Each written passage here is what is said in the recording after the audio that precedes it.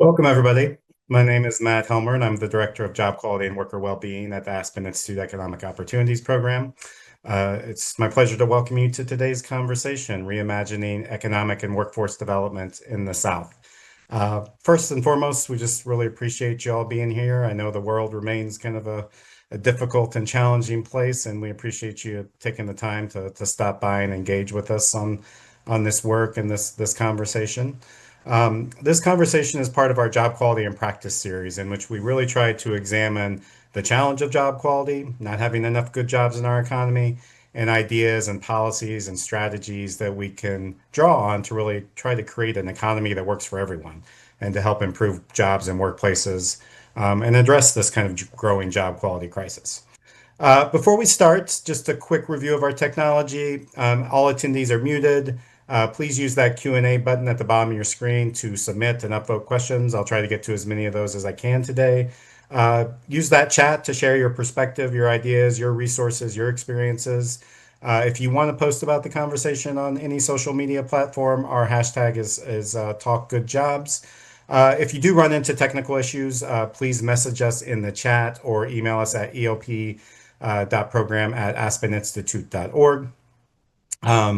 This event is being recorded, and we will share this recording with you via email and post it on our website later. And then finally, closed captions are available for this discussion, so you just have to click that CC button at the bottom of your screen.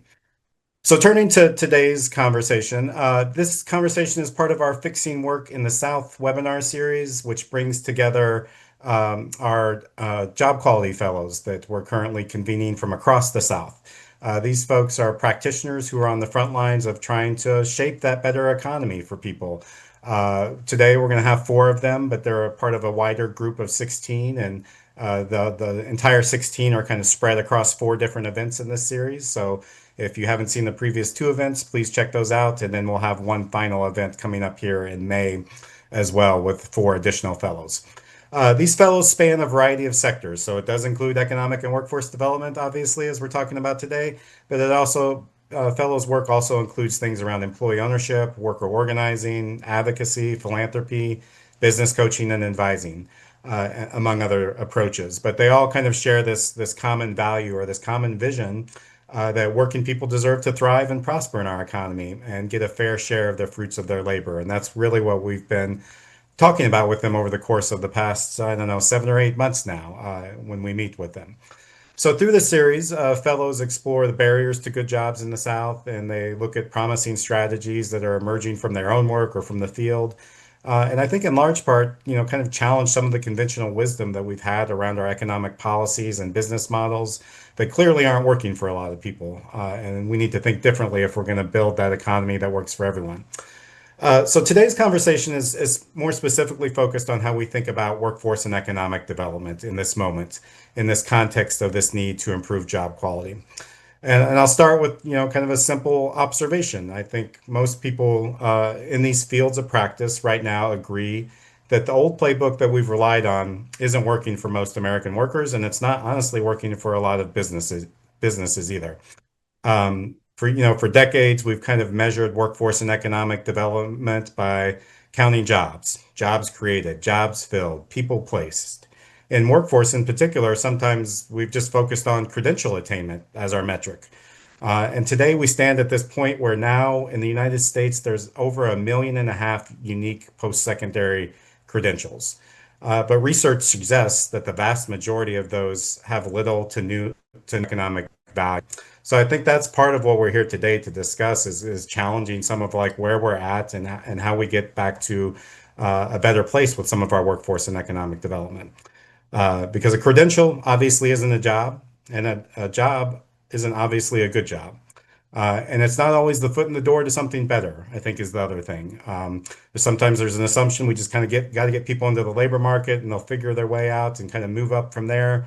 But, research shows us for the most part that low wage workers, 6, 10 years later, still remain kind of in this cycle of low wage jobs and they're kind of entrapped in them.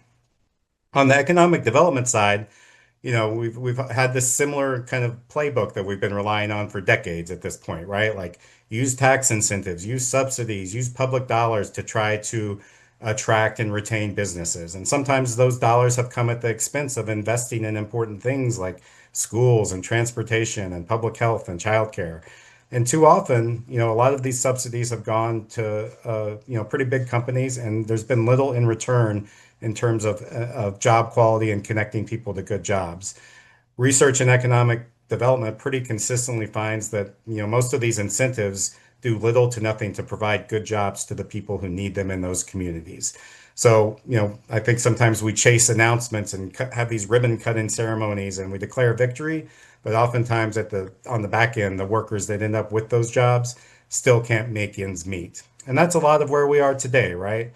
Today, we have millions of people working full time, many of them working multiple jobs, still struggling financially, still without access to benefits, juggling unstable schedules, and often with no path forward. So, if the goal is economic security and mobility, which I think most of us agree it is, we have to be honest that the strategies we've built aren't delivering for enough people right now. According to the American Job Quality Study, only 40% of people in the US right now say they have a good or quality job.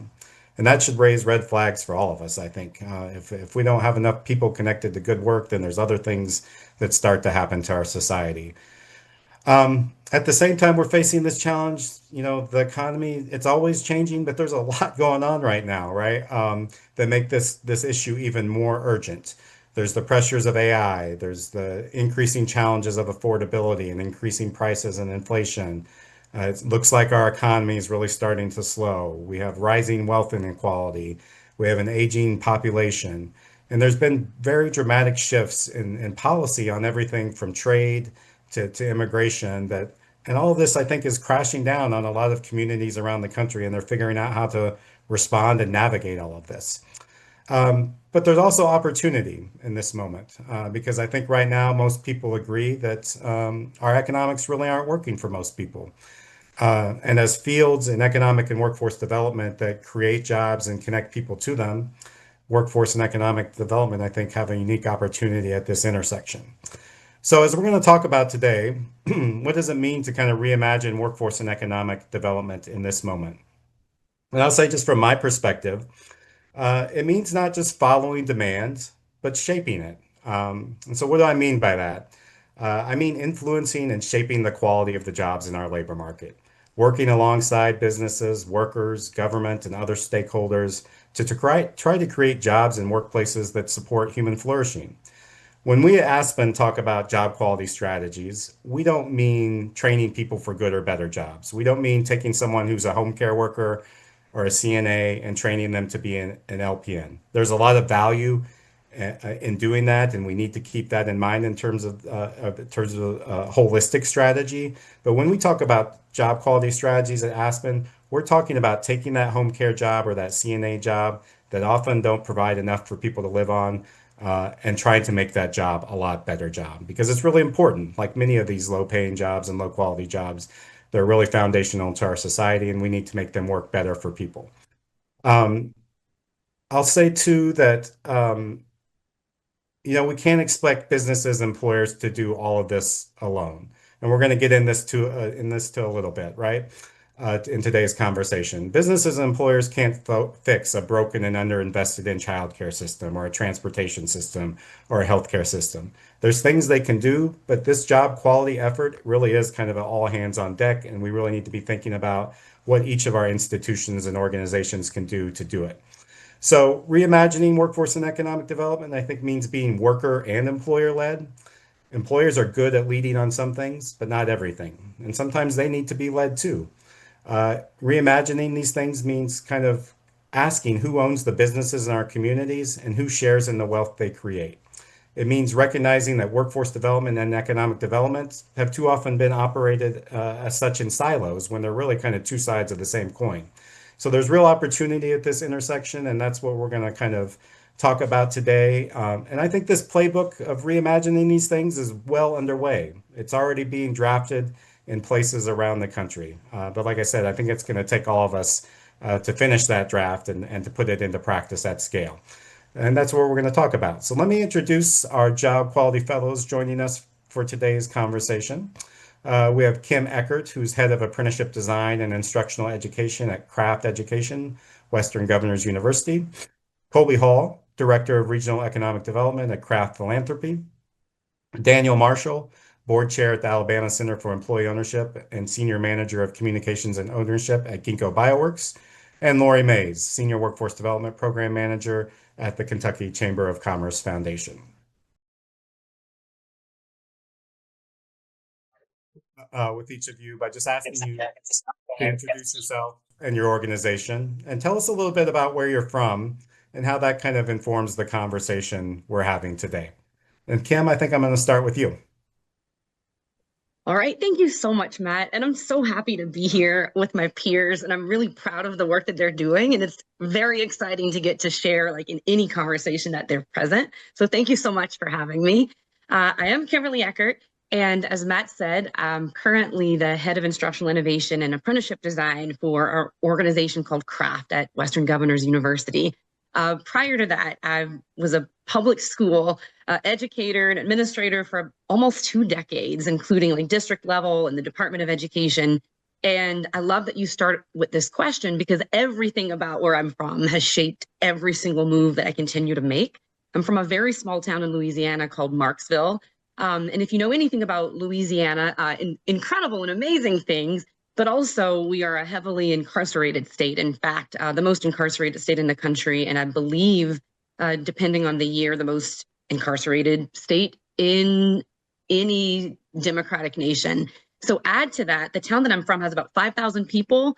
And there are 2 very real realities that play a part there. One, even though it is very small, like I said, 5,000 people, per capita, the incarceration rate rivals actually exceeds that in New Orleans or Baton Rouge. Even my own mother is just as impacted, and I've definitely seen the way that it's affected her ability to be able to navigate through any job at all, and certainly any job that could have led to anything where she would have felt real value or integrity or what we call quality. And the other piece of that is what led me to education, honestly. The year that I graduated, I think around 60% of my peers did. I'm a first generation high school graduate. And so graduating from high school wasn't even a given in the place that I'm from. And so I realized what it's like to be so close to opportunity, so close to bigger spaces, and you just can't reach it unless you combine hard work with extreme luck. And I just don't believe that luck should be the only other tool that we turn to as a promise to be able to lead fulfilling lives or contribute to our communities or the country. And so that's why I'm here and so happy to be a part of solutions where that's just not the story for other people. Thanks, Kim. Thanks for sharing that. Colby, I'll turn it over to you. Sure. Hey, Matt. Good afternoon. It's an honor to be here to echo Kim's point. Thanks to the Aspen Institute and the Economic Opportunities Program for the fellowship and the chance to have a conversation today. So I'm the director of regional economic development at Craft Philanthropy, and we're a family office and foundation based in Kentucky. And really our areas of focus are the rural parts of Kentucky with a huge emphasis on Eastern Kentucky. And I think Eastern Kentucky and Central Appalachia is a really important area to highlight in the conversation today because, quite frankly, I think it's a kind of a quagmire for generational poverty and economic mobility for the whole country. I mean, I think we've been trying to figure out, what's wrong in Appalachia really since the war on poverty started in the 60s when Lyndon Johnson came to Martin County in Kentucky, which kickstarted the Great Society program. And I can tell you this: there's been, just since 2008, 60 billion alone in federal investments that have been made in some of our most impoverished counties. And yet you look at some of the outcomes or ways you might measure success, from population to the number of jobs to median household income, things like that. And you would expect with billions and billions and tens of billions in investment that you would see some of those indicators move, and they really haven't. And so I think at our foundation, we believe in the American dream. Our principal, Mr. Joe Kraft, is a product of the American dream, from being born in Hazard to becoming one of the most successful entrepreneurs that Kentucky has ever produced. And we believe the American dream is alive and well, but the American dream is really centered on good paying work that pays good money, that provides purpose, that provides agency, in that without good paying work, the American dream and economic mobility, it's not possible. So for us, that means how do we directly help create more good paying jobs in Eastern Kentucky or in rural parts of Kentucky? We see that as being our direct piece, right? Our part being how do we actually go out and find the employers that are going to create the jobs? But Matt, to your point, we see how important, and we know how important it is to work with other partners that view this much more holistically in terms of how do we prepare people, especially people that have been outside the workforce, to enter into the workforce. So anyway, I'll stop there, but that's what I'm going to be bringing to the table today. And again, appreciate the opportunity to be here. Appreciate you, Colby. Thanks for being here. Daniel, I'll go to you next. Yeah, so really an honor to be here. Like Matt said, my name's Daniel. I am Senior Manager of Ownership and Communications at Ginkgo Bioworks. Ginkgo Bioworks is a biotech company whose mission is to make biology easier to engineer. We do that by making autonomous laboratories. But in Birmingham, which is where I'm from and where I live, like my mission is directly around employee ownership. So Ginkgo is a company that is also employee owned, but I'm board chair of the Alabama Center for Employee Ownership. And in Birmingham, we're currently doing a campaign which we're calling the Local Legacy Campaign. And legacy is a big thing in Birmingham. Most people know Birmingham through the civil rights movement. But also, I mean, one of the reasons the civil rights movement was so powerful and effective in Birmingham was because Birmingham had this sort of sizable Black middle and upper class in the city that was able to mobilize its resources to achieve freedom. And many of those businesses are still around in Birmingham. But after the civil rights movement, despite the political successes, and this was something that Dr. King talked about, in the later parts of his life, the economic questions around equality were not settled. And Birmingham remains a place of, I think, a lot of immense hope around wealth building and closing the racial wealth gap, but also a lot of loss in terms of legacy. After the civil rights movement, Birmingham saw huge amounts of divestment, white flight, depopulation. And so the question of like how to build community wealth and maintain the legacy of a place is really live. And in the way that we address that in the Alabama Center for Employee Ownership is we basically help keep businesses in the community by connecting retiring business owners with the resources and expertise to sell the business to their employees. And so we see this as a really incomparable opportunity for employees, mostly blue-collar workers who would not have a real retirement otherwise, to gain the opportunity for generational wealth. We see this as a chance for entrepreneurs who've struggled for 30 or 40 years to build a beloved local institution, to retire comfortably. And we also see it as like we'll talk about it, but workforce and economic development strategy that keeps these businesses not just in the place where they are, but also locally owned. So all of the profits flow back into those communities. So anyway, thanks for having me, Matt. Thanks, Daniel. Appreciate you too. Lori, last but not least, please introduce yourself. Talk a little bit about your place you're from. Yeah, thank you very much. So I like everyone else, appreciate you having us on today and the opportunity to speak and represent our place and our business. So like Colby, I am in the state of Kentucky. I am with the Kentucky Chamber of Commerce Foundation. So our foundation is kind of the programmatic arm of our state Chamber of Commerce. Came into the workforce development realm almost 10 years ago from a background like him in education and also kind of community development, economic development. And what I really do at the Chamber Foundation is we have worked with businesses and entities across the state of Kentucky for years to help build that workforce. And it really has, and you guys will hear later today as we continue talking, evolved in many ways. When I first came into workforce development, it was very specific around education and individuals that were coming out of the K through 12 space as well as post-secondary education. They were kind of fitting those individuals into the molds of the workforce, regardless if that is what is really needed in various industries, et cetera. And we worked very closely with the U.S. Chamber Foundation and other partnerships to really change that dynamic, to work more closely with employers to understand what their needs were, utilize them as kind of those end product users to really form that workforce around them. And with that, we have really uncovered another layer of the onion, if you will, around job quality. And so we are now, as a state institution looking to how do we bring that worker and employee voice into the very beginning of conversations so that we are really kind of closing that gap of the ecosystem circle to make sure that those employee voices and the quality of the work and businesses that they are working with and for is not a second thought. So really interested in diving into that more with everyone today. And I've been very thankful to learn from my fellows with Aspen Institute, because it is a space that our state chamber is figuring out where we fit and how we can best serve the people that work in the Commonwealth as well as the businesses that they work for. Thanks, Lori. Thank you all. Thank the four of you for being here. I'm excited already to dive deeper with you all. So Lori, let's stay with you a minute on that kind of question around worker and employee voice and where that comes in. I think one of the challenges in the workforce system that we've started to grapple with a little bit more in recent years is that for decades, really, we've been saying it needs to be employer-led, it needs to be employer-driven. And as I noted earlier, there are some things that employers are really good at leading on, and there are some things maybe where they have blind spots and aren't so great on leading on, and they need to be led too.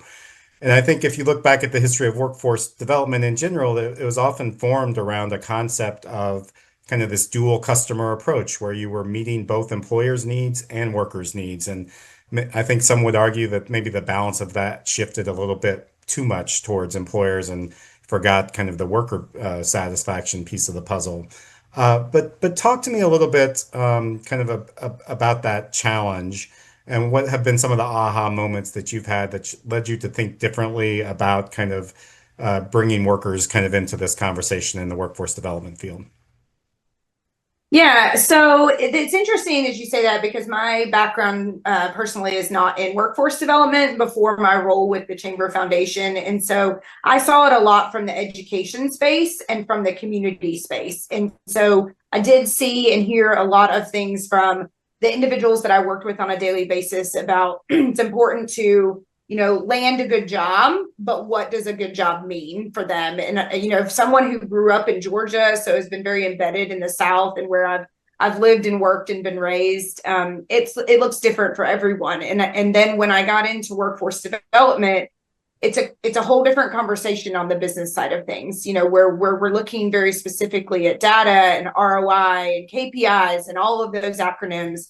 And that, to your point, Matt, sometimes does get very lost on employee voice and how that individual businesses see their staff as a way to meet all those metrics, but they don't see them necessarily integrated into how they are meeting those metrics. And I'll be very honest, when we started in workforce development in the way that our Chamber Foundation does it, it was very much putting the employers in the driver's seat. And it was saying that you are the ones that these, education and pathways are really gearing these workers for, whether they be students or people changing career pathways, et cetera.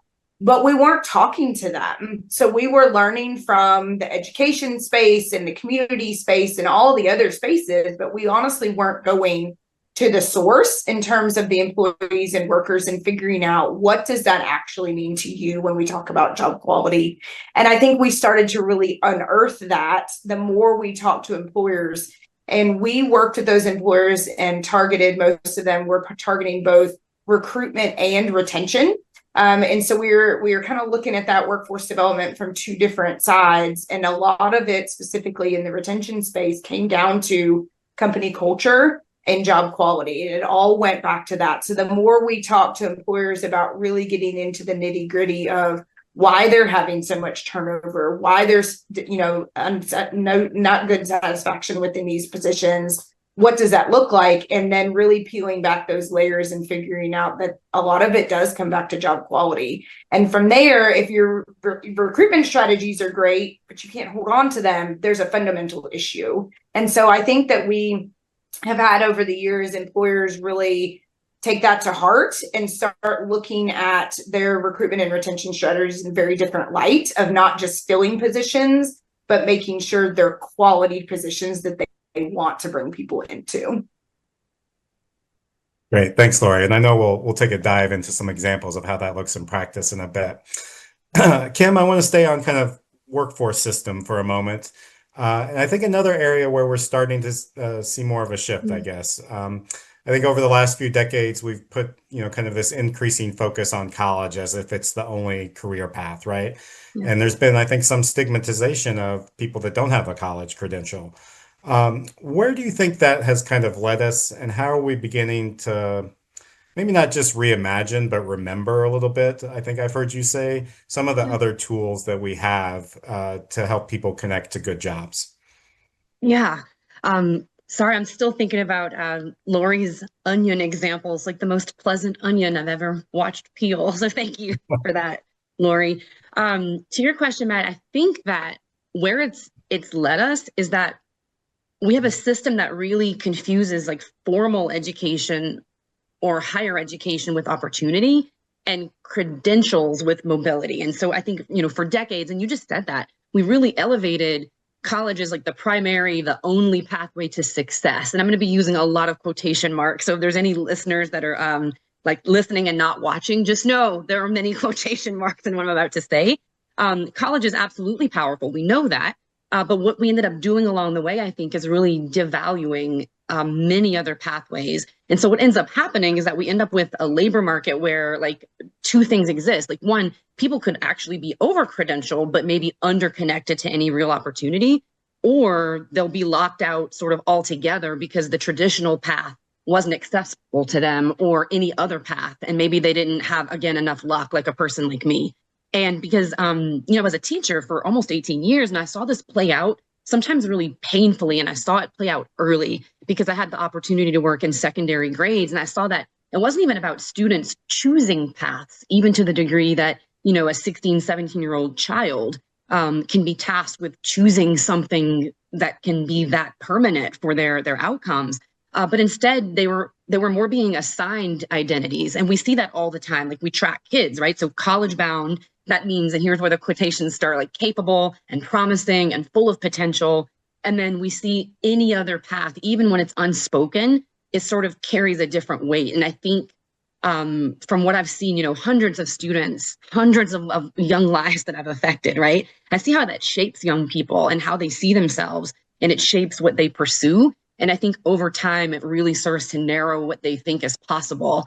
And so I think it's led to this system where we have talent everywhere. We have so much talent. I think it's what keeps me so passionate about teaching and why I want to go back like every single day, but we've got work to do. So there's talent, but the pathways are really unclear. They're really disconnected, or again, like Matt, you mentioned, very stigmatized, but there's always hope, right? Because we're starting to remember something that we used to know. And I think that traditional apprenticeable fields have always known. And it's like learning doesn't just happen in the classroom. Work itself can be a place of growth and skill building and advancement, if that's something that we all commit to. And that there's multiple equally valuable ways to be able to earn and build a meaningful career, where it's not just the idea of a high school student saying, oh man, I've got to hurry and get a job, instead of the idea that I can have a career. And so some of the models that I mean that are emerging, yes, apprenticeship it's happened for a while.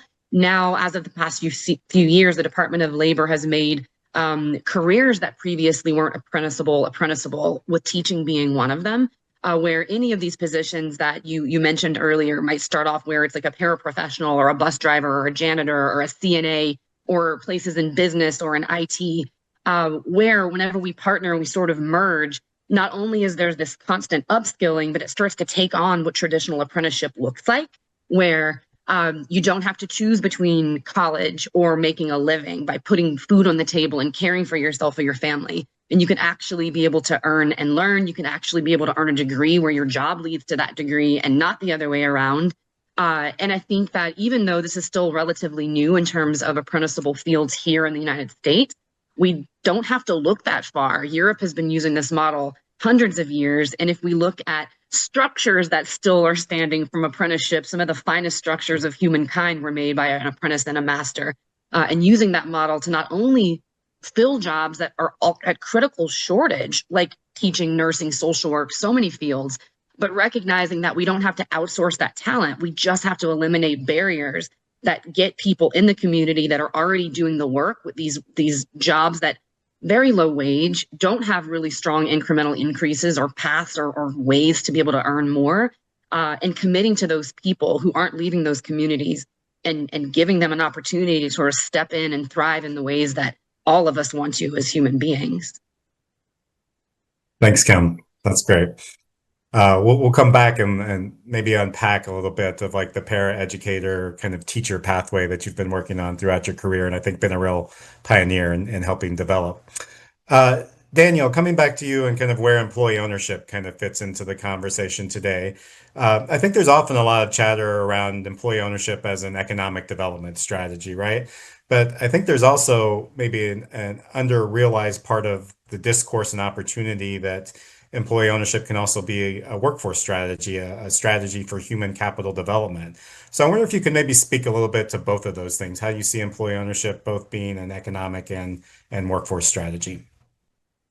Yeah, so there are a lot of studies about like the sort of effectiveness of employee-owned companies in relation to other companies in the same space. And what a lot of those show, and since the 80s, this has been the case, basically there's no difference in the competitiveness between a company that's employee-owned versus a sort of traditional company, unless that company has a culture of ownership. And many employee-owned companies invest heavily in a culture of ownership. And what does this mean in practice? So I'll give an example. So there's a company in North Alabama called Alitrade. Alitrade has over 1,000 workers. It is a chicken plant. They do deboning for chicken. And they've been employee-owned for 4 or 5 years. Since they became employee-owned, they instituted a program where they do morning huddles. And they have like an employee ideas program. And essentially what they do is they teach the workers. They actually, I interviewed, we did a short documentary about it. They actually have a literal classroom in the chicken plant where every worker goes and receives training in financial literacy and business literacy. They understand how their work every day on the line connects to the bottom line of the company, and they're literally invested in it. So they actually gain the value that they're producing in their work. And so armed with that knowledge, then they have these huddles where they will literally ask the employees like every day. And because the workforce is incredibly diverse, they do these huddles in Spanish, English, and Creole. And they'll ask the workers, here's where we hit on our metrics for this week. What do you think is going on here? And so they were having a period where they were struggling. And there was one woman who was on the line who raised her hand and said, my knife gets dull every day at 1 p.m. And suddenly all these other people were like, my knife also gets dull at 1 p.m. And the management listened. They actually listened and they said, okay, well then let's do 3 knife changes instead of 2. Their yield increased by almost half. And the last I heard, they were having a year of record profits and doing really, really well. And this is just a very small example of like what happens when employees are listened to. And you can imagine how that flows into every single other part of their life, right? Suddenly they, if you're getting financial literacy training for the business, you're also using that in your own life. You're also teaching that to your children. And most importantly, after, 10, 20 years, the really exciting thing is that like these workers after like 5 years of employee ownership each have over $10,000 at the minimum, basically, in their ownership accounts. And many employee-owned companies will pay out workers when they retire. Workers will retire at like 50 with hundreds of thousands of dollars. And so you have to ask yourself, like, what happens when an entire cohort of employees who have business training, right, who are trusted to fix problems on the job, then retire at 50 with like hundreds of thousands of dollars? Like, those are new entrepreneurs. And so I think what people don't understand is that employee ownership is doing what a lot of other institutions that we've built also do, which is it is giving workers apprenticeship training. It often is a place where they Alitrade promotes from within whenever they can. Really high rates. You see extraordinary retention in an industry like the poultry industry, which is for many people like almost seasonal labor. People will work for a few months to pay off their bills and then leave. Alitrade will see people stay for years and years, and then get promoted. And then it also becomes this kind of business school and like business incubator as workers get ideas and then either do spinoffs from within the company, which is also a common thing that happens in employee-owned companies where they get like the 40 divisions or something, or they'll just retire and start a new business. And so I'll just end with one last point, which is in Birmingham, I was speaking to this business owner in North Birmingham, who built his business. It's a small business, around 10 employees, built it from basically nothing over the last 20 or 30 years. And I asked him like how he got started, and he said, well, I was working at a SIPCO, which is Birmingham, like legendary institution, American Cast Iron Pipe Company. And he said, I worked for a SIPCO for around 15 years, and they paid for me to go to school. They gave me management training, like they taught me all the skills. And then I really wanted to use that culture in my business. And now he's considering transitioning his own business to employee ownership. But the final piece here is a SIPCO was an employee-owned company. And a SIPCO was one of the most famous employee-owned companies starting in the 1920s. And they built this culture of profit sharing and employee ownership and employee voice, even up to the point of having like an internal Congress within the company in the 1920s, which even had representation for Black workers at the time, which extended all the way through the 2000s. And now that legacy of employee ownership and investing in your employees now gave birth to a new business, which is then again, hopefully becoming employee owned. So this sort of all fits together. Employee owned businesses are kind of like almost like, like sunken ships or Great Barrier Reefs that like sort of within them contain the seeds for a larger ecosystem. So. That's great. And I tell you, my colleague Max and I have been talking to employee owners around the country for the past 5 or 6 months, and I've heard so many similar stories. I was talking to a home care worker who was getting ready to retire recently, and he's like, I'm going to go start a co-op when I retire. But the number of stories I heard across cooperatives, ESOPs, and other employee-owned companies about them feeling invested in and like the professional development opportunities they've had as a result of being an employee-owned company, I can't even count them all on both hands, right? The number of times someone told me, like, I just mentioned casually in the workplace, I'm thinking about being an electrician or I'd like to get involved in IT. And my manager said, great, let's do that. Let's figure out how we can do that for you at the employee-owned company. Like, it was just really common and clear that employee-owned companies think about the development of their staff in a different way than I think most peer companies do. Colby, so turning back to you a little bit, and I think I said, kind of up front in my opening remarks that this work around job quality is really like an all hands on deck approach. I think it's sometimes easy to blame the big corporation or the business for not doing their part, and certainly, sometimes that is true. It's often the case, maybe that a big corporation or something could pay more or offer better benefits. But at the same time, businesses can't do all of this themselves, right? Like childcare is a huge cost. It's a broken system. Many rural areas that you're in lack transportation infrastructure. So talk to me a little bit more about how you think about a collaborative ecosystem that really fosters job quality and what that means from like economic and workforce development in the area that you're in. Sure. I mean, I couldn't agree more, Matt, that I think it's easy to think about this whole, a lot of these challenges we're talking about today, that somehow when you have the big announcement where the jobs come, and somehow like all this is solved, right? Like that's a big piece of it, right? You have to have the physical jobs. You have to have companies that are willing to invest, but the work's not done. I mean, there's a lot of work to lead up to an announcement like that, and then even when jobs come, the work of getting people into those jobs and getting them to stay in those jobs and getting them to grow careers in industries is a lot of just really challenging work. And I know we'll talk about examples from what we've seen. It's hard for me not to get into a little bit of kind of the perspective that the experience I have kind of in this conversation, but in a former role, we were really focused on prime age employment gap individuals. So individuals that are 25 to 54 years of age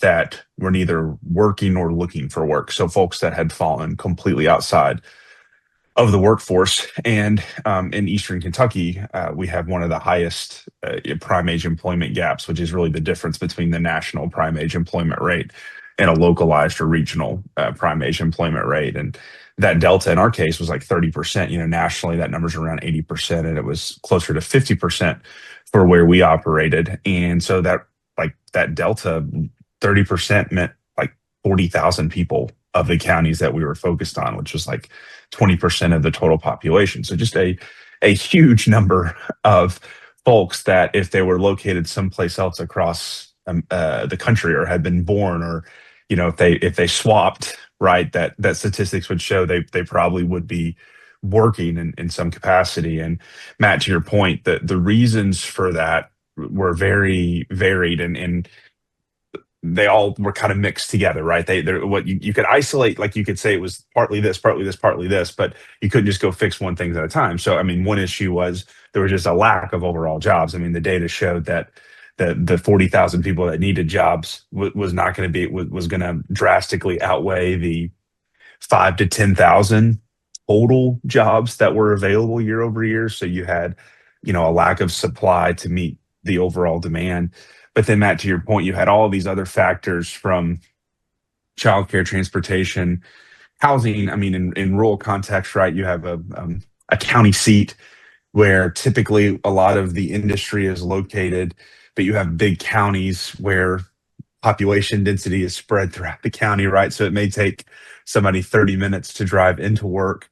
There are no bus systems. You can't buy a car from everybody. So what do you do, right? Then you have some of the even more complicated kind of mental behavioral things of, our place, for example, that has been wrecked by the opioid epidemic, right?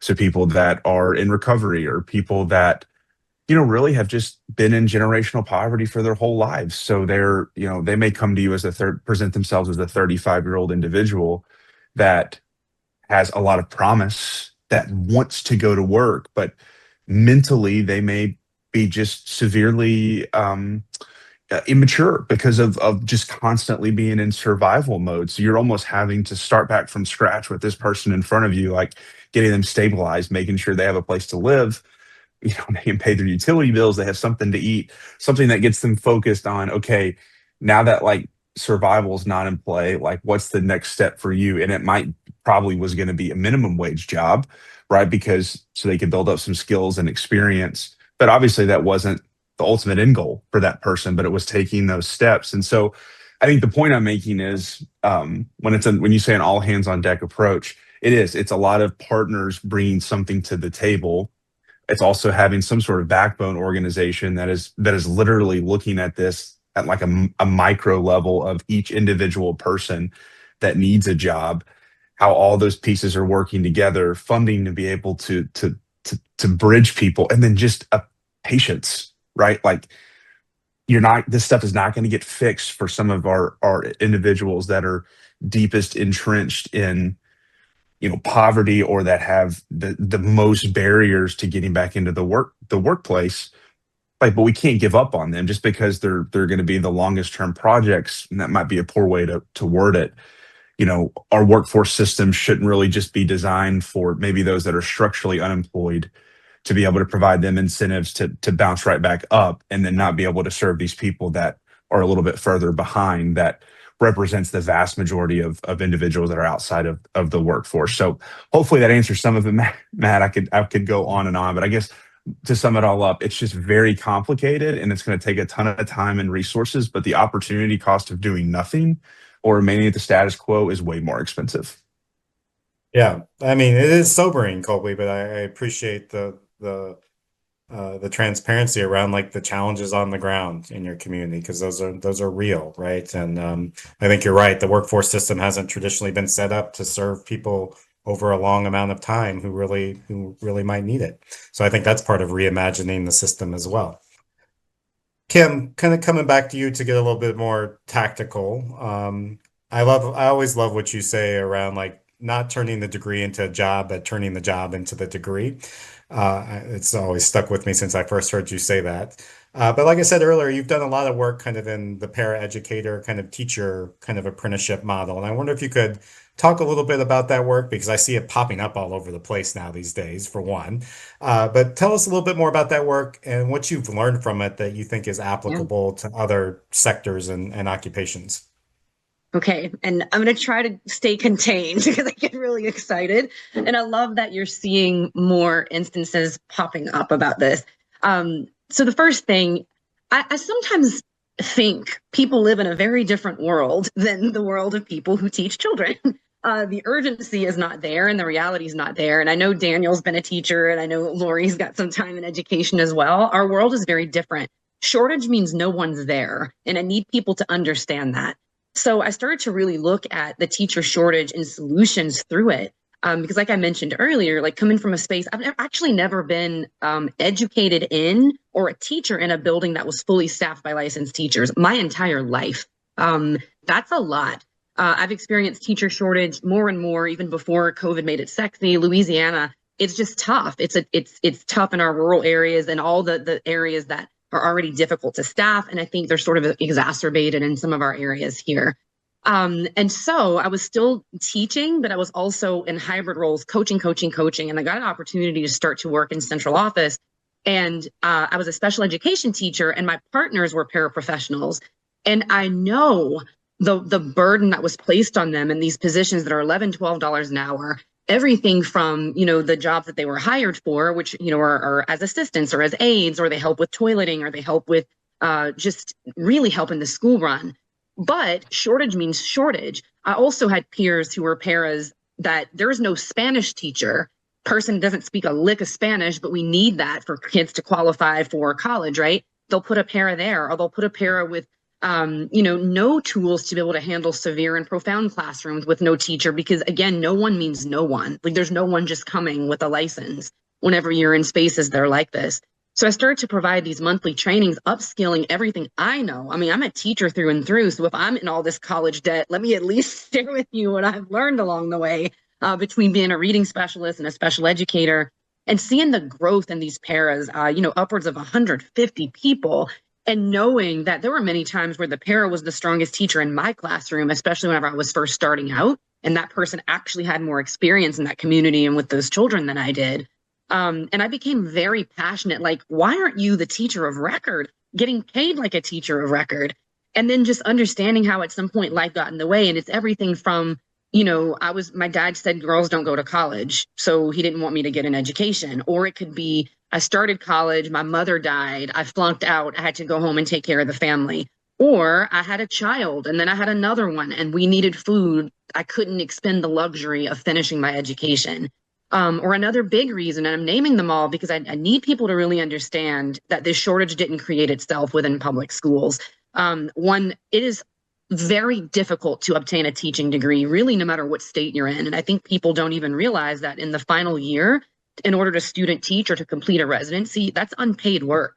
That's a 40-hour work week. And when are you going to get another job? Teaching's all the time. You bring work home, they're student teaching. And so a lot of times people get to that place and they're like, I can't not have a job that pays me for an entire year. And we lose people from the pipeline that way. So here's what's exciting. I was approached to be able to take on the role of a dean and a designer of a college of education that was untested, but fully accredited and a nonprofit. We got tuition down to about $75 a month. And we took those very candidates. And in fact, I became a part of the work because I was doing so much work educating support professionals already. And I was so attached to the work because these were my peers. I was then designing this college for my peers, my paras, my people that were going to be teaching my child, my friends. And I knew that whatever I did or didn't do was going to have a profound effect on my community. Very lucky, we were able to grow this college from about 50 candidates to a little over 2,000 in the 4 years that I was there, almost 4 years. And whenever I tell you the commitment and understanding that whether someone was able to finish the entire program or they had a semester with us, it's on the job learning. It's an apprenticeship degree where everything they're doing on the ground is what's fueling and informing everything we were doing in classes. Taking everything, it's not theory. Here's the theory. Here's why it exists. Please go try it tomorrow. Give me your data. Let's talk about that. It was complete professional development. So they're getting better on the job every day. And being that they're impacting children every day, wouldn't we want that for somebody that's in these positions everywhere from serving as an assistant or serving as the unpaid teacher who still has to deliver math instruction, right? And so that was such an easy thing to be able to really go all in for. And by the end of it, I was also able to design the clinical program, which is that final year to get licensure for both Louisiana and Arkansas. I was an instructional coach for 13 years. I've never seen the growth in teaching evaluations and teaching rubrics as I did whenever I was able to watch these amazing men and women take this instruction after having an experience like that and apply it. They were teaching as though they were easily third or fourth year teachers. And I'm the control, right? I was the coach on the ground before, and I was then the clinical director and teacher. And just to be able to see that, it's amazing. And I think the way that it affects so many other fields is that obviously education is not the only field that's in shortage or set up in a way that's perfect for apprenticeship. Whenever you think about the idea, and we'll go back to that, the idea of a CNA, that's real life experience that they're getting every single day, and like a quality of care and ethics. That is priceless. So what if more and more universities or community colleges were able to adapt their programs where they shift it to on-the-job learning? Then again, you're able to provide pathways, which is incredible. But more than that, or at least more for the children or the patients that are there, you're providing an experience where every task that's in that hospital or every task that happens in that school is being bolstered and strengthened by a mentor on the ground, by coupling that with higher education, and everything gets better. The job site gets better, the worker gets better, the client, the student, the patient gets better. And being able to have seen that firsthand is what fuels my work now at Craft Education, where I'm now able to see that model tested across pretty much every state that we have, and be able to work from a data perspective to Lori's point about how critical it is to continue to collect this data and show the effects and the impact, not just on the worker, but on everything that they're doing that's making literally everyone around them better. And then, just being able to help spaces design when they don't know where to start, because the only bad step is one that's backwards, right? Everything forward is before us. And so it's amazing to get to scale that work and help others scale that work as well. Yeah, I love that story and I love that example because I think it gets back to this idea too of like when we provide good jobs in certain places, we strengthen our society in other ways. We can strengthen our healthcare system, our education system, and so on and so on and so on. Um, Thanks, Kim. Lori, turning back to you to give us maybe an example of, this idea of bringing kind of worker voice into the workforce system in your work. What's that look like in practice for you? Give us some sense of an example of that. Yeah. So interestingly enough, my background is in agriculture. So I did not start in the kind of workforce development realm. And so that's where my experience started with worker voice. And I was lucky enough to come into workforce development, economic development, specifically in the ag industry. We have a very strong ag industry in Kentucky, and especially leading up to the Kentucky Derby here in the next month. You guys know that our equine industry is very broad and very strong in the state of Kentucky. And that's really where this kind of all started. So I was working with a group of employers that were specific to thoroughbred farms. So those horses you see in the Derby are thoroughbreds. And so these facilities ranged from, having 5 staff members, family-owned businesses, all the way up to multinational, have facilities all over the world. They have thousands of employees, et cetera. And we were really looking at their struggle to not necessarily hire, but more retain individuals in these particular entry-level positions. And that group of employers, we had them in a collaborative, so they were working together across the industry, across the states. We had about 40 of them involved. And we dug into a lot of different things. And one of the things that they as employers really kind of unearthed at some point is, we promote within when we can, and they felt like they did a really good job of finding people who were good at their skill and their craft and bringing them up into middle management, et cetera. And what they were really hearing from individuals who were kind of backfilling those entry level positions was that their management teams were not great. They weren't very fantastic. They weren't really great leaders. They were very good at what they did in terms of working with the animals and on the farms and things like that, but they really did not have good leadership training, and that the employers knew that was on them. They were promoting them on various skills, but not really giving them the tools to be successful in leadership. And so they really started looking at what can we do to build that leadership training for our staff members. So that's kind of where it started. So we reached out to a couple of organizations to say, hey, we're really looking at either finding something that's already in existence or building a leadership program specifically for the agriculture industry. And what we really got back from that was, well, where do you want to start? There's so much that you can teach, regarding leadership, and where do you want to start? And our employers were really like, we don't know. And so they did their due diligence and reached out to their staff in 3 specific positions on their farms. And they asked those questions. There was a paper survey, both delivered in Spanish and English. We got some really great feedback. They had a better understanding of where they needed to start focusing to develop that leadership training. But what they also found out is, and this is amazing. And how do we continue talking to our employees? Because they got more out of it than they thought they would in terms of information. And so they were hesitant to do quarterly surveys and things like that because of the ability to continue to extract that information. So they thought, well, why don't we bring a group of employees together similar to how we're doing it as employers, and have continuous feedback loops. And so what they did is the employers designed this really neat way of bringing employees together. So they nominated multiple people from each of their facilities to kind of represent not their facility or the employer themselves, but their position. So we had a cohort of probably about 25 employees that came from about 30 different facilities, and they represented 3 different positions.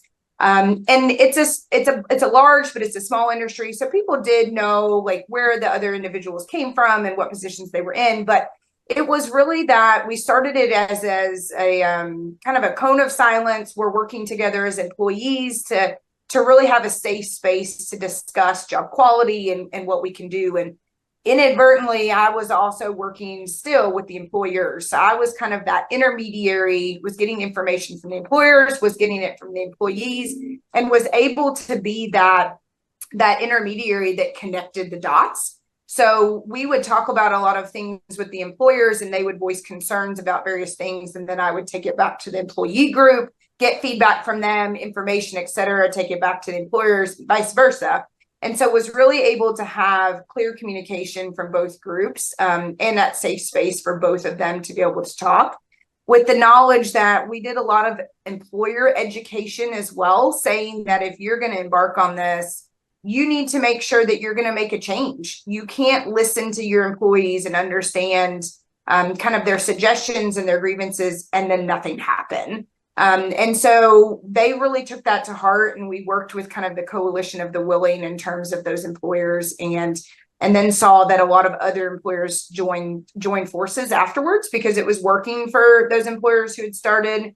And it was kind of, they didn't want to be left out. So they kind of joined the cohort. And so that was really interesting to see. And it spanned everything from what we talked about today, struggles with transportation, leadership qualities with direct supervisors. It looked at flexibility within time schedules. You guys know agriculture never stops. So they were looking at, it doesn't, when I have to be at work at 6:30 in the morning, it doesn't match up with my child's school schedule, and how can we remedy that? And so it was looking at all of these very set traditional ways within agriculture, and how can we think outside the box to make it a better place for your employees, which then makes it a better business overall. So that was a fantastic way. And going back to our onion, we didn't start there. They didn't start with looking at job quality and worker voice, but it came to that when they really realized that they can throw a lot of spaghetti at a wall, but some of it's going to stick and some of it's not. So you might as well go to the source of it to understand where do you need to start. And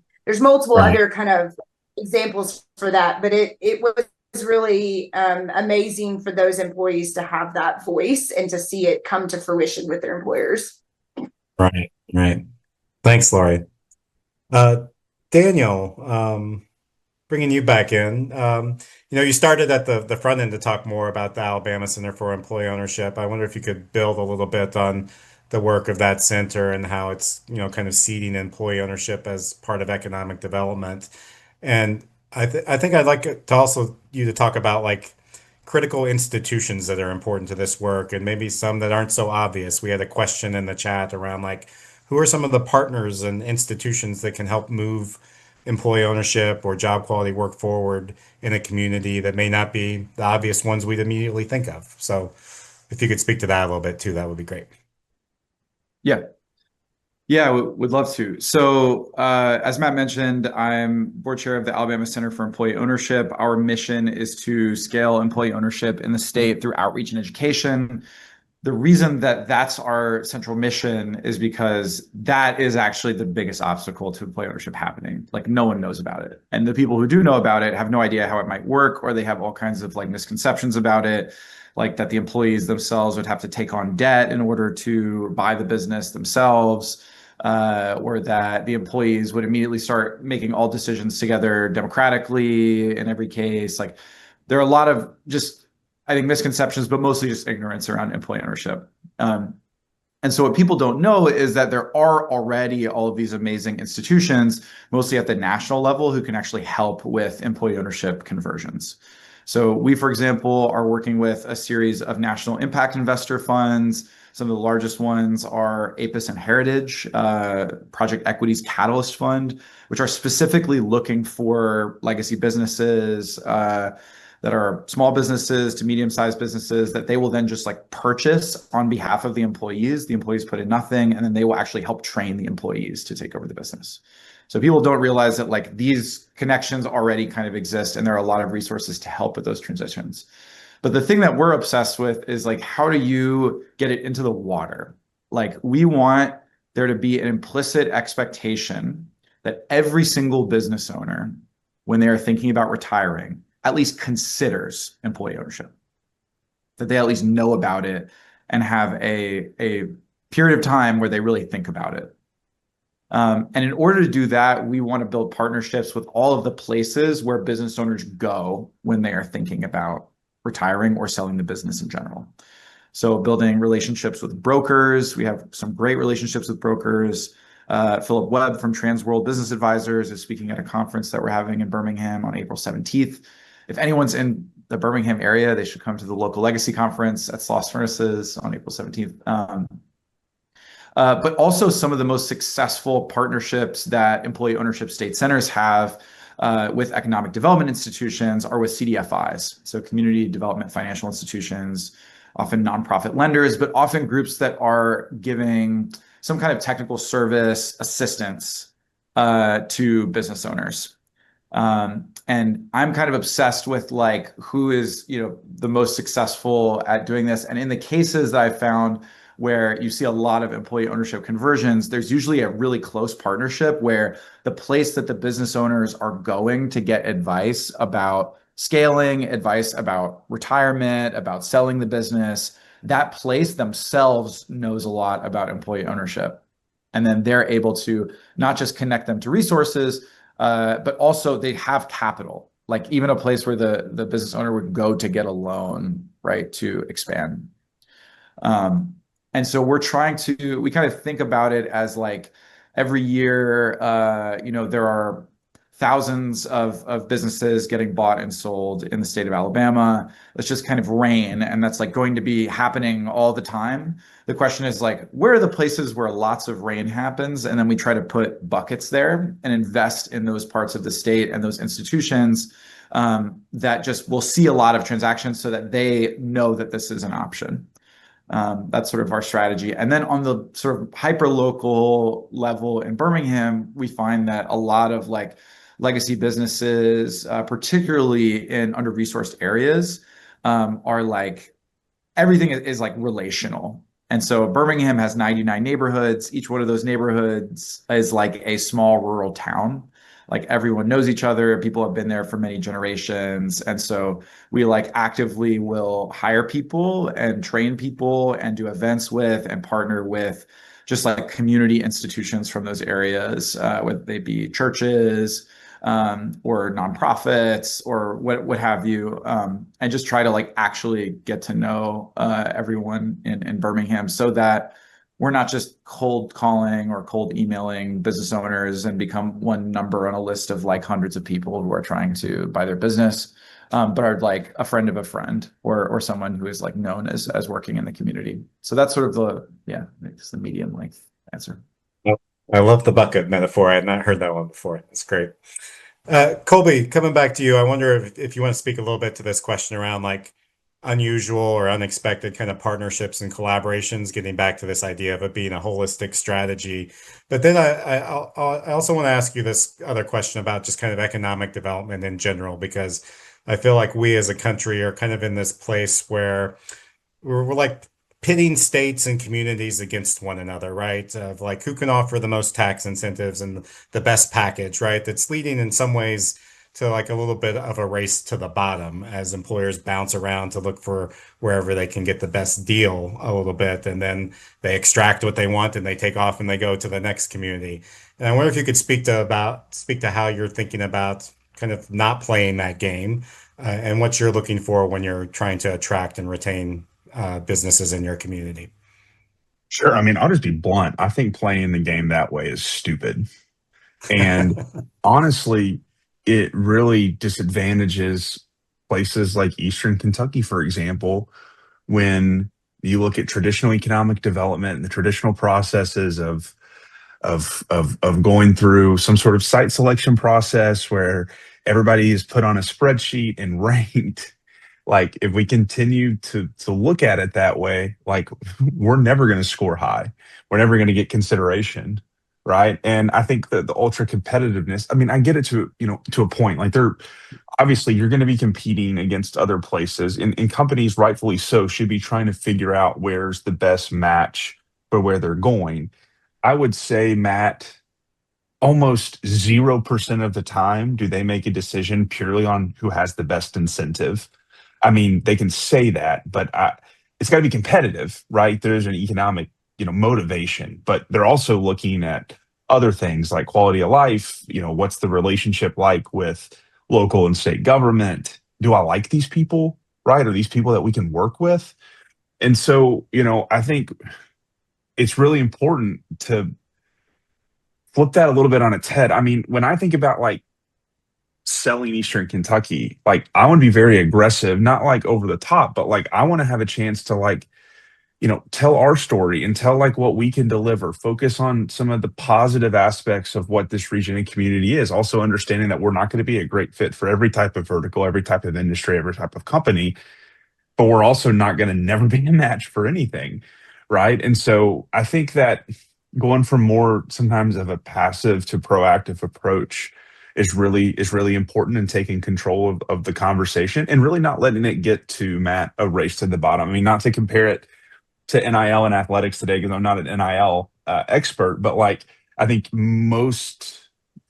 read a lot of stuff for programs where when a player is deciding on where to go to school and it becomes strictly about the money, that typically isn't a great fit. Like the money has to be, in the ballpark. Like that's still an important part of the decision, but they're looking for fit. They're looking for culture. They're looking for other things. And I don't think it's too dissimilar of a comparison when you think about communities and regions going after employers. And there's a whole other thing about, we should be looking at this regionally to have scale instead of, in Eastern Kentucky, for example, every county going at it a different way and nobody talking to each other, nobody sharing information. There's so many spillover effects. We're much better together in terms of one county has one industrial site, this county has one industrial site, this county has a community. When we can pull our assets, we're gonna be in a much stronger position to compete against larger metropolitan areas or wealthier counties or communities than if we try to go at it alone. It's easier said than done, but it has to be done that way. And I think that's what we're trying to do a little bit at Craft Philanthropy and in our partnerships and collaboration with community partners, state partners, regional partners. And we've got some good momentum with some stuff in the pipeline that's happening that we're excited about. So did that answer most of what you were getting at? Yeah. Any that just like unusual or unexpected institutions or partnerships that come in your work that may not be the obvious ones for people to think about? Well, I mean, I don't know about unusual, but I think it's about like the right mix. I mean, I think about it's how do you define roles? I mean, when we think about some of our partners, we think about the community college system, in Kentucky, and they're really great at training and the specific type of student. Like they're really good at a subset of something that's needed to get people into jobs. We think about our workforce development boards. We think about some of our other nonprofit partners. We think about state government. We think about federal government. We think about, almost having a map of what everybody can bring to the table and making sure all the gaps are filled. And then, we see our role as filling some of those gaps, as having flexibility or capacity to be able to step into places where, an organization is not able to stretch, or it falls outside of their statute, right?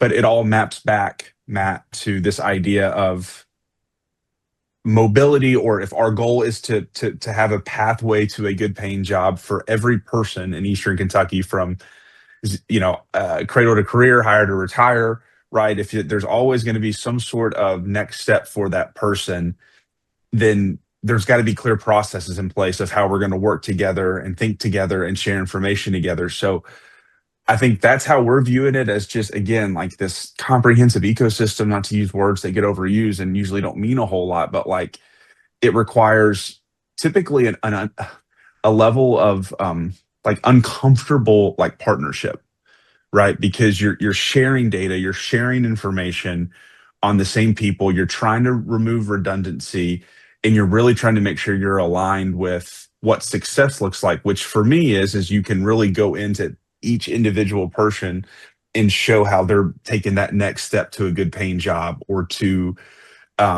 whatever that looks like. I mean, you could define success in a lot of ways, but I think the most concrete example here is this person on a pathway to a job that would pay at least the median wage level for a certain region, or 150% if you're in a very low wage jurisdiction. That might be the North Star that we look at it. So anyways, I don't know about unusual. I think what's unusual about it, Matt, is everybody being comfortable with pulling their part of the rope and having very strong communication amongst their partners. Oftentimes when certain groups can't hold certain groups accountable, right? Like the community college doesn't report to me, and I don't report to the community college, and all those things. But are we still in a position where we uphold our part of the rope? And if you aren't holding up your part of the rope, then like I can say, yo, Matt, pick it up, dude. Like that's on your side. Like having that level of candor is really important.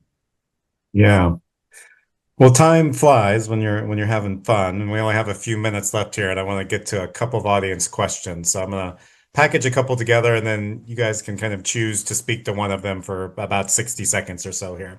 But one question I think gets back to something earlier. We're kind of in this strange moment, right, with pretty big shifts in the economy and the job market, slowing growth, AI, just a lot of uncertainty, right? So anything that you can share about kind of how you're navigating this moment in your work related to job quality in the conversation is one question.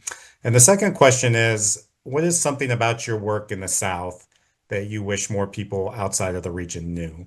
So I'm going to give you each about a minute, and you could like speak to one or both of those, and then we'll unfortunately have to wrap today. But Daniel, maybe I'll go to you first. Well, I kind of left with, so this is hopefully going to answer this a little bit and try to be quick. And this is not just to the South, but about employee ownership more generally. Like every business that changes ownership is a fork in the road for your community, is the thing I want people to understand. And on one side is that wealth leaving, those jobs leaving, the culture of that business changing, the quality of the products or the services for the customers potentially changing. And the other one is basically producing a blue collar millionaire factory in a lot of cases for ordinary people who otherwise would not have a chance to retire with dignity. And it's not just that, but it's creating a business school for those people. It's creating a financial literacy program for those people. And it's creating a sort of anchor business that will incubate new businesses in the future. If that understanding was widespread and was just in the water everywhere, we would have like a middle class in this country. And so all the people who are in economic development, the only thing you have to do is just what we want business owners to do, which is keep this in your mind. And if you hear or think of or see a business where a change in ownership might be happening, say something. And that would be the thing I would ask everyone. I'm sorry, that's not a direct answer, but that was what I wanted to leave people with. No, that's great. You can leave people with whatever you choose is salient for the moment. Kim, last word from you. Sure. And I think this probably speaks to both questions. I'm going to have to be a nerd for a second, but I'll do it really quickly because sometimes the best words I have are not mine. These are tokens. If anybody's a fan of Lord of the Rings, it sucked. Things were bad. The character was like, I wish this wasn't happening in my time. And the powerful wizard's like, everybody wishes that, but what are you going to do with the time you have? And what the time that I have is operating under assumption that we would all be doing better and we'd be doing the things if we knew how. And so a lot of that for me means teaching people how to do it better, teaching them and meeting them where they are, and always learning so that I can be a more powerful tool. Because we're all in this together, literally. And if we could figure it out, in small town Louisiana, we're going to figure it out anywhere else in the country and, dare I say, the world.